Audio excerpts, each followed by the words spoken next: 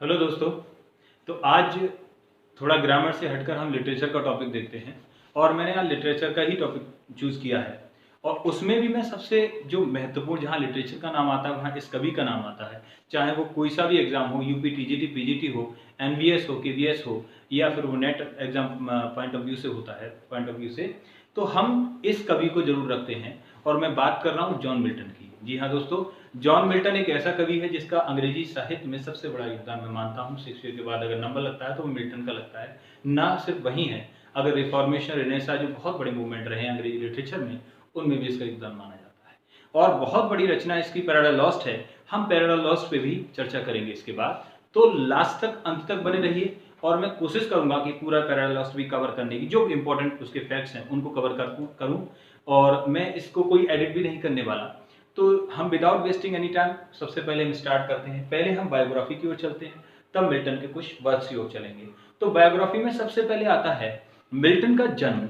तो मिल्टन का जन्म जो है 1608 में, 9 दिसंबर 1608 को मिल्टन का जन्म हुआ। और ये वो टाइम था जब शेक्सपियर साहब का अपना जो अंत की ओर चल रहा था, तब मिल्टन का करियर स्टार्ट होता है। आप सब जानते हैं शेक्सपियर का एक बड़ा योगदान रहा है इंग्लिश लिटरेचर में। उसके बाद शेक्सपियर मिल्टन का जन्म होता है। मिल्टन जन्म से ही was born intelligent right now. And then जब मिल्टन जैसे जैसे बड़ा होता चला गया, उसकी समझ और बढ़ती चली गई। जैसा उसके वर्क्स में आपको लग जाएगा मिल्टन कितना इंटेलिजेंट था। मैं अपनी बात करता हूं तो पर्सनली मैं बहुत ज़्यादा मिल्टन से, उसके वर्क से इंस्पायर्ड हूं। जब हम उसके कोर्स को पढ़ते हैं तो हम चलते बात कर रहे थे उसके जन्म के बारे में। 1608 9 दिसंबर को मिल्टन का जन्म होता है। ब्रेड स्ट्रीट लंदन में ये पैदा हुई साहब। देन हम आगे बढ़े, मिल्टन की जो डेथ होती है तो वो 8 नवंबर 1674 में मिल्टन की डेथ हो जाती है। और दूसरी ओर शादी की बात करें तो मिल्टन ने 3 शादियां की। परिस्थितियां मिल्टन के साथ कुछ इस तरीके से रहीं कि 1643 में मिल्टन ने पहली शादी की। पहली पत्नी का नाम मेरी कोवेल रहा, जिससे मिल्टन का ज़्यादा रिलेशनशिप अच्छा नहीं रहा। वो अच्छी शादी नहीं रही, हैप्पी मैरिज नहीं रही। देन इसके बाद 1652 में इसकी पहली पत्नी खत्म हो जाती है। दूसरी शादी कैथरीन वुडकॉक से इसने की, और वो शादी इसने 1656 में दूसरी शादी की मिल्टन ने। देन हम आगे बढ़े, 1658 में इसकी दूसरी पत्नी की भी डेथ हो जाती है। और तीसरी शादी मिल्टन 1663 में करता है, जो एज में एलिजाबेथ मिन्सुल पत्नी का नाम था, बहुत उम्र में छोटी थी। अब हम बढ़ते हैं मिल्टन के अगले उसकी ओर। देखिए, जब एजुकेशनल करियर की बात करते हैं तो 1620 में मिल्टन, ध्यान रखिएगा ये क्वेश्चन आ चुका है, 1620 में मिल्टन स्कूल में जाते हैं अपने, सेंट पॉल में इसका एडमिशन होता है। इसके बाद मिल्टन अपनी आगे की पढ़ाई करने के लिए पहुंचते हैं क्राइस्ट कॉलेज में। जो बहुत इंपॉर्टेंट क्वेश्चन भी यहाँ से बनता है कि who is called the lady of Christ college. तो ध्यान रखिएगा, मिल्टन को लेडी ऑफ क्राइस्ट कॉलेज के नाम से भी जाना जाता था, क्योंकि उनमें कुछ फेमिनिस्ट क्वालिटी भी थी, महिलाओं जैसे गुण भी थे, और इसीलिए उनका वैसा फेस था। तो उस वजह से मिल्टन को लेडी ऑफ क्राइस्ट कॉलेज का टाइटल मिला, मिल्टन को लेडी ऑफ क्राइस्ट कॉलेज कहा गया। देन अगली बात आती है, जब मिल्टन ने यहाँ स्टडी किया तो 1629 में 1629 में मिल्टन ने बीए की डिग्री ली यहाँ से। देन आगे बढ़ते हुए 1632 में मिल्टन ने एमए यहीं से किया, एमए की डिग्री यहाँ से ली। मिल्टन अपनी पढ़ाई करते रहे। और दूसरा आगे कुछ कहा जाता है, कुछ मिल्टन ने यहाँ स्टडी करते वक्त ये भी किया, अपने वर्क्स में भी मिल्टन इन्वॉल्व रहे। और हम आगे बात करेंगे क्या हुआ इसमें। देन मिल्टन को क्या हुआ, जो थे लैटिन लैंग्वेज के मिल्टन साहब एक्सपर्ट थे लैटिन लैंग्वेज में। और ये हमें दिखेगा जब ओलिवर क्रॉमवेल आते हैं तो मिल्टन को लैटिन इस फॉरेन लैंग्वेज का सेक्रेटरी बनाया उन्होंने। तो 1649 का ये किस्सा है जब इसको फॉरेन लैंग्वेज का, क्योंकि ये लैटिन भाषा के एक्सपर्ट थे, मास्टर रहे थे मिल्टन साहब, तो लैटिन लैंग्वेज सीखी इसने।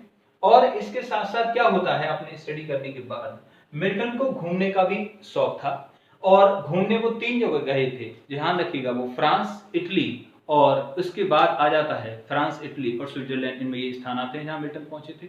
और ऐसा मानना है कुछ एक्सपर्ट्स का कि मिल्टन अपने टूर के दौरान गैलीलियो से भी मिले थे और कई और एक्सपर्ट से मिले, जहां मैंने कुछ बुक्स में ये देखा। तो उसके बाद मिल्टन आते हैं। मिल्टन अपना वर्क्स भी इधर स्टार्ट कर देते हैं, लिखना प्रारंभ कर देते हैं। कुछ और चीज भी मिल्टन के साथ घटित होती हैं। होता यह है कि उस समय जो राजा थे तो वो चार्ल्स वन थे।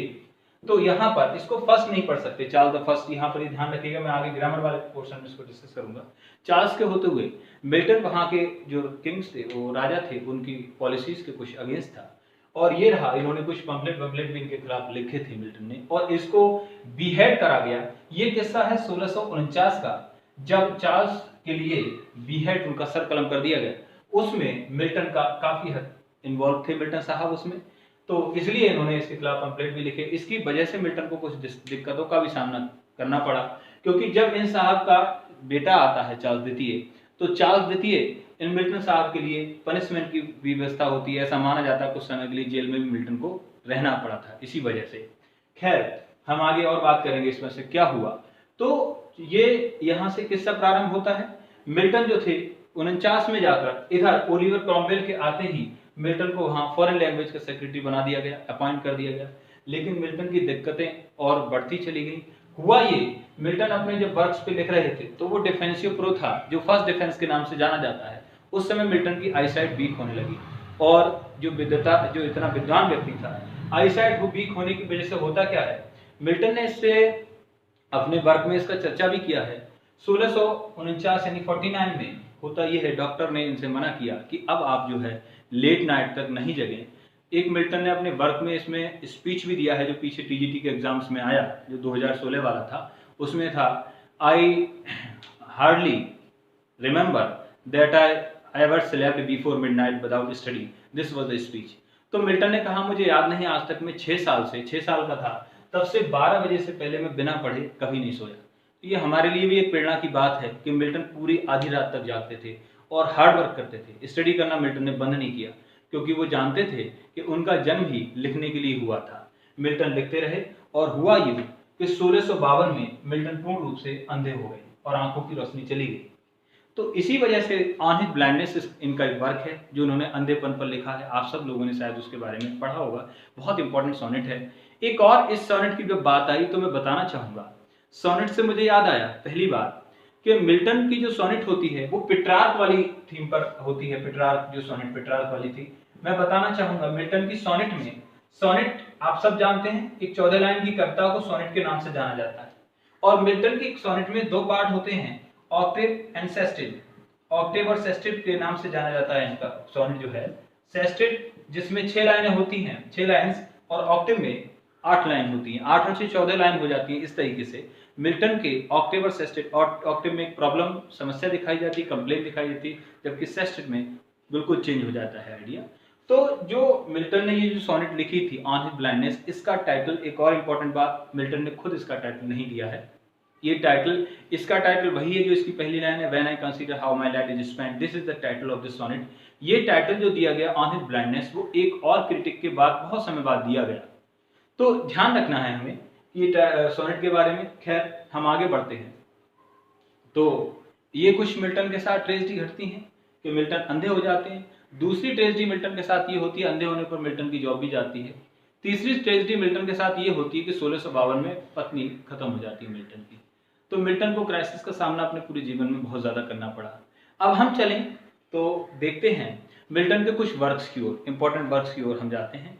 इंपॉर्टेंट वर्क्स की बात करें, एक और बात मैं बताना चाहूंगा, मिल्टन की जो माँ थी वो 1637 में खत्म हो जाती हैं, जब जिन्होंने अपनी लिसिडास, एक बहुत इंपॉर्टेंट एलेजी लिखी है लिसिडास, 1600 उसी ईयर इनकी माँ खत्म हो जाती हैं। लिसिडास के लास्ट हॉटन पोएम के नाम से भी जाना जाता है, हॉटन में ही वहां पर इनको दफनाया गया था। देन 1647 की बात करें तो ठीक 10 साल बाद मिल्टन के पिताजी का भी देहांत हो जाता है, पिताजी खत्म हो जाते हैं मिल्टन के साथ। मिल्टन का एक बहुत करीबी दोस्त था किंग आर्थर, जो 1637 में खत्म हो जाता है इरिश सी में डूबकर, जिसके ऊपर इन्होंने ये एलेजी लिखी थी। एक उसका और दोस्त था चार्ल्स जियोडेटी, उसके ऊपर भी इन्होंने एक एलेजी लिखी थी उसकी डेथ पर। तो कुछ एलेजी भी मिल्टन ने लिखी, कुछ सोनेट भी मिल्टन ने लिखी, और उसके बाद कुछ प्रोज वर्क भी मिल्टन का था। और हम बात करें तो विश्व प्रसिद्ध रचना मिल्टन ने पैराडाइज लॉस्ट भी लिखा। आइए चलते हैं कुछ इनका पोइट्री की ओर। मिल्टन ने कुछ पोइट्री भी लिखी थी। पोइट्री बात करें, सबसे पहला वर्क तो मिल्टन का ध्यान रखिएगा, पहला वर्क कब आया, 1629 में इनका पहला वर्क आया। 1629 ध्यान रखें, 1629 में इनका on the morning of Christ nativity पहला वर्क था। और यहीं से मिल्टन ने दिखा दिया कि जब क्राइस्ट का नाम उन्होंने लिया कि पैराडाइज लॉस्ट पे मिल्टन कुछ लिखने वाले हैं, जरूर वो जीसस पर लिखेंगे, उनकी लाइफ पर बेस्ड लिखना था। मिल्टन का यहीं से इंटेंशन दिख जाता है इरादा। इसके बाद दूसरा वर्क मिल्टन का आता है, तो दूसरा वर्क ऑन शेक्सपियर जो था, शेक्सपियर का जो वर्क्स था उस वर्क्स को सेकंड फोलियो में पब्लिश किया गया। तो सेकंड फोलियो में इस सोनेट को उन्होंने इस वर्क के लिए ऑन शेक्सपियर रखा था। दूसरा फोलियो उनका 1632 में आया था, ध्यान रखना है। पहला फोलियो शेक्सपियर का 1623 में था और दूसरा 1632 में था। खैर, शेक्सपियर के बारे में हम आगे बात करेंगे। हम बात कर रहे थे मिल्टन की वर्क की। तो मिल्टन का दूसरा जो वर्क आया था वो 1630 में आया, ऑन शेक्सपियर था। इसके बाद on arriving at the age of 23 ये वर्क उनका आया था, ये 1631 में आया था। इसको ध्यान रखना है आपको, बहुत अच्छा सोनेट है ये। तो इसमें 1631 में क्या हुआ इसके साथ, on arriving at the age of 31 में आया ये 1631 में। 23 साल के मिल्टन हो जाते हैं, जिसमें वो शिकायत कर रहे हैं कि मैंने 23 साल में जीवन के बर्बाद कर दिए। लेकिन वो बहुत अच्छी मिल्टन में खूबी है। मिल्टन ऑक्टेव में कुछ और बात है और सेस्टेट में बिल्कुल विचारों को चेंज कर लेते हैं। कभी मौका मिलेगा तो मैं ऑन हिज ब्लाइंडनेस पे बात करूंगा। इसके बाद क्या होता है, on arriving at the age of 23 के बाद मिल्टन का जो अगला वर्क आता है एल एलिग्रो आता है। ये 1632 में आया मिल्टन का वर्क, और इसी के साथ इल पेंसरोसो दूसरा वर्क आया। ये दोनों एक साथ आए थे, ये भी 1632 में आया था। ये इसका इंपॉर्टेंट वर्क था।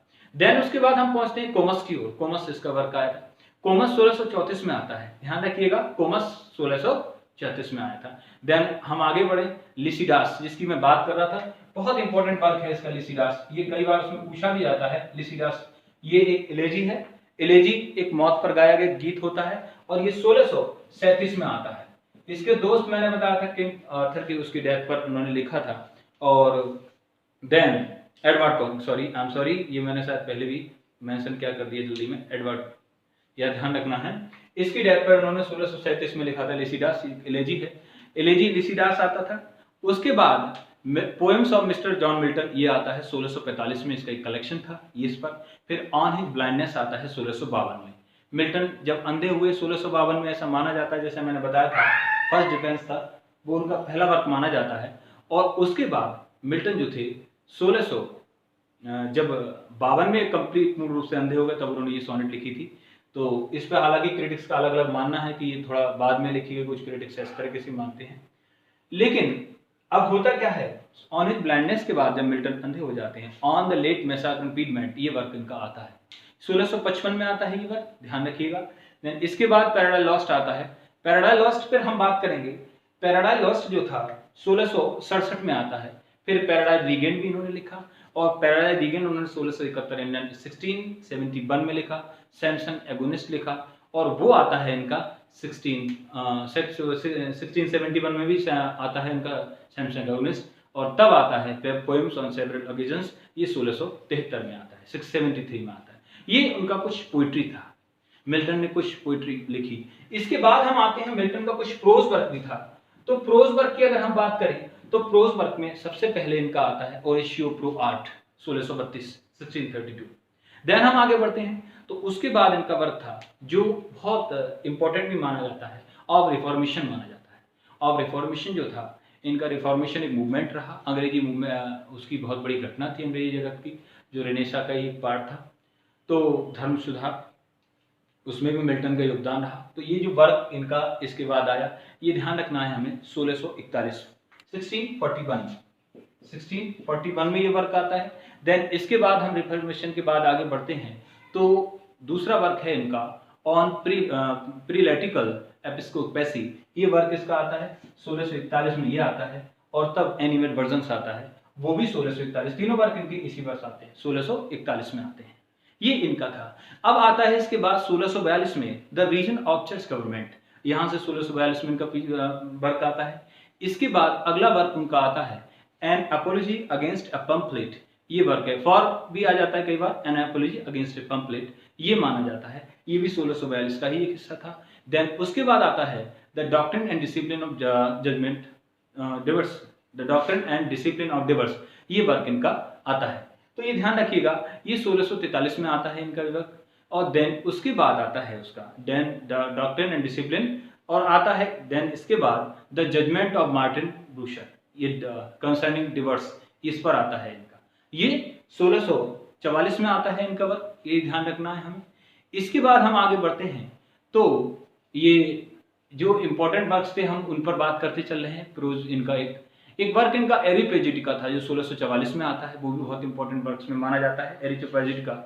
और इसके बाद आता है जो इम्पोर्टेंट वर्क है वो ऑफ एजुकेशन आता है, ये भी 1644 में है। एरिपेजिटिका ये भी 1644 में है। टेट्राकॉर्डन इनका एक वर्क है जो इम्पोर्टेंट वर्क माना जाता है, 1645 में इनका आता है। टेट्राकॉर्डन है। कोलेस्टेरियन है, ये भी दोनों 1645 में आए हुए इनके इंपॉर्टेंट वर्क थे। कोलेस्टेरियन तो tenure of the Kings and magistrate, ये भी इनका इंपॉर्टेंट वर्क माना जाता है। 1649 में ये जो वर्क है इनका वो आता है, tenure of the Kings and magistrate. इसके बाद एक और वर्क इनका आता है इकोनोक्लास्ट, जो मैंने बताया था, ये भी 1649 में इनका वर्क था, बहुत इंपॉर्टेंट वर्क वो आता है। फिर इसके बाद फर्स्ट डिफेंस आता है इनका 1651 में आता है, जिसको डिफेंसिव प्रो भी बोला जाता है। सेकेंड डिफेंस आता है उनका, वो भी आपका 1654 में आता है इनका ये इंपॉर्टेंट वर्क, 1654 में दिखाया गया। मैं कोई बात नहीं उधर कहीं देख नहीं रहा किसी पर, मैं मेमोराइज करने की चीज़ें कोशिश कर रहा हूँ। सारे वर्क्स की डेट मुझे मिल्टन की याद है, जहाँ तक और कवियों की मुझे डेट से याद है। ये मैं इसलिए नहीं बता रहा, मुझे याद है, मैं कोशिश कर रहा हूँ कि ये चीज़ मैं आप लोगों को प्रेरणा दूँ। आप चाहें तो मुझसे ज़्यादा भी इन डेट्स को याद कर सकते हैं, सारे डेट्स की पूरा याद है, जो भी वर्क्स है उसका भी। क्योंकि मैं एक बात पे बिलीव करता हूँ, एक राइटर ने कहा है, हमारे इन फॉरगेटिंग वाला चैप्टर है, उन्होंने उसमें बोला है, तो उसमें लिखा हुआ है modern psychologist tell us we forget things which we wish to forget. हम चीज़ों को उनको भूल जाते हैं जिनको हम भूलना चाहते हैं, और इस तरीके से हम और भी ज़्यादा देर से याद रख सकते हैं। तो खैर ये लेक्चर में ज़्यादा लंबा नहीं करना चाहता, हम एक टाइम को बिना वेस्ट किए हम चलते हैं पैराडाइज लॉस्ट की ओर, जिसको मैंने कहा था कि हम पैराडाइज लॉस्ट पर डिस्कस करेंगे। तो पैराडाइज लॉस्ट इसका जो माना जाता है, पैराडाइज लॉस्ट कोई बात नहीं, लिखने से इसका कोई मतलब नहीं, मैं बोलता जा रहा हूँ साथ ही साथ, आज मैं मार्कर नहीं चला रहा।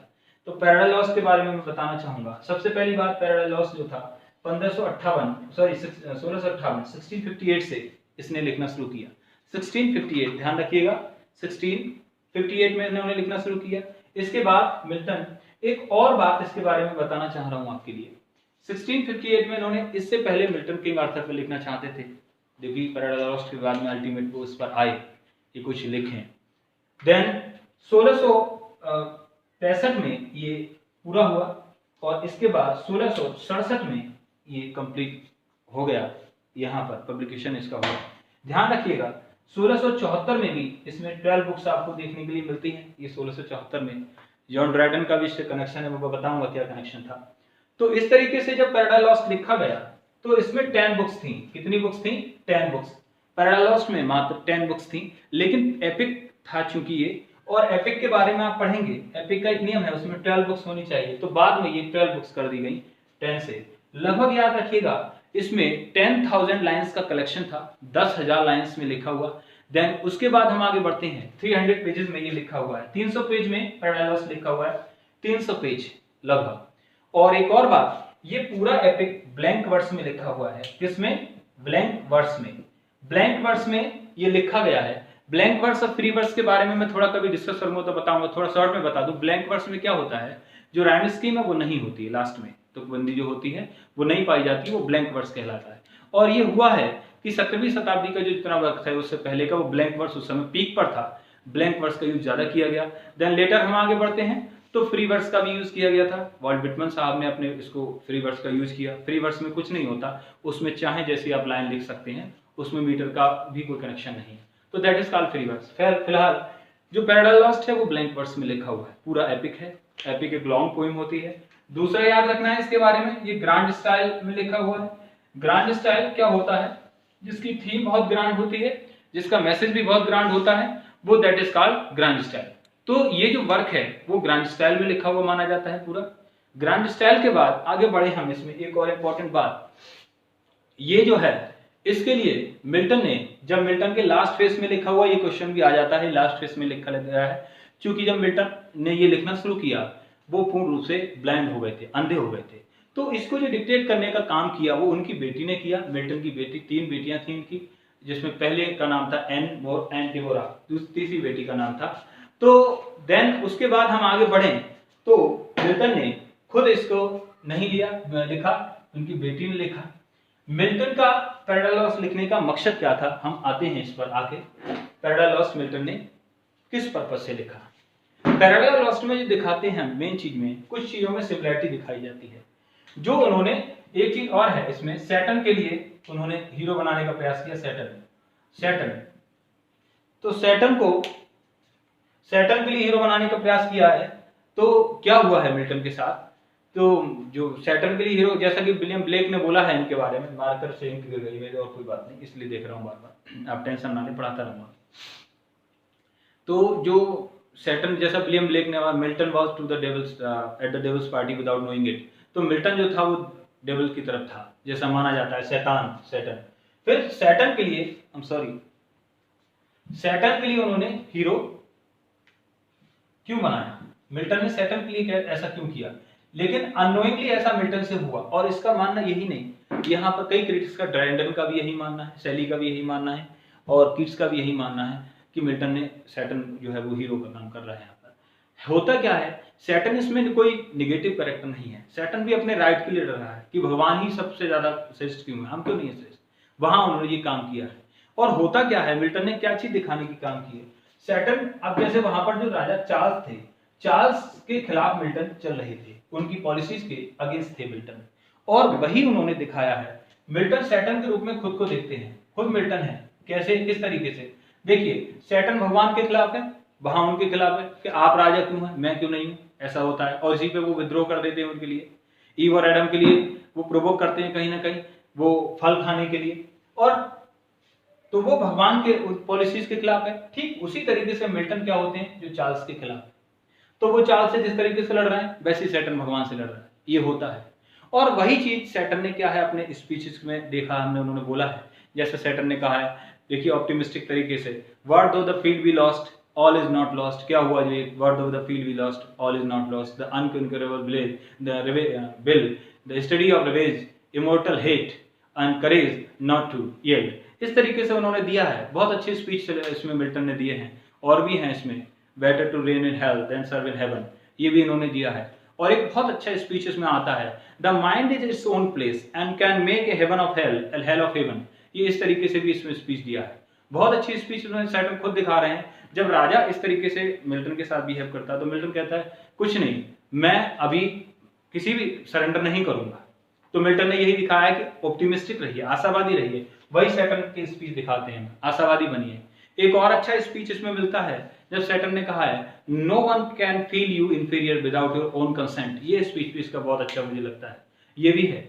और इसमें क्या किया है मिल्टन ने, मिल्टन की जो थीम है, मिल्टन ने जो, जैसे इसमें पहले की जो पहली बुक में ही हम देखते हैं, जो 16 लाइन 26 लाइन है, उसमें मिल जाता है हमें, I may assert eternal providence and justify the ways of God to man.